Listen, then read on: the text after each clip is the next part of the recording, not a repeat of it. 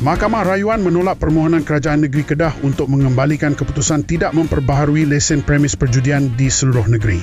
Keputusan itu memberi kemenangan kepada pihak yang mencabar langkah Kerajaan Negeri yang berpendapat bahawa keputusan tidak memperbaharui lesen premis perjudian melangkaui kuasa negeri dan bertembung dengan undang-undang serta peruntukan Perlembagaan Persekutuan.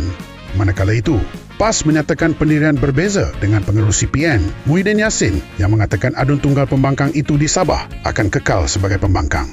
Sebaliknya, Tuan Ibrahim menegaskan adun Karambunai Datuk Dr. Ali Akbar Gulasan menyokong kerajaan GRS yang dipimpin Haji G. Noor.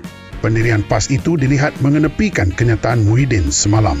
Sementara itu, Saifuddin Abdullah menegur pihak tertentu dalam parti dan menegaskan bahawa muhasabah yang sebenar ialah mengangkat kembali kekuatan dalaman parti di Sabah. Katanya, muhasabah bijaksana yang utama ialah memperkasa Bersatu Sabah.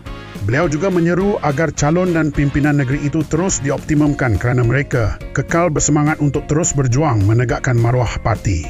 Dalam perkembangan lain, Tun Dr. Mahathir Mohamad dilaporkan mendakwa pengerusi PN Muhyiddin Yassin berhasrat kembali menjadi Perdana Menteri kerana bimbang berdepan tindakan undang-undang berkait pendakwaan melibatkan dirinya dan ahli keluarga. Menerusi satu video yang tular, Mahathir membuat dakwaan itu dalam satu sesi bersama Sayap Pemuda Bersatu Johor di Yayasan Kepimpinan Perdana pada 10 Disember lalu.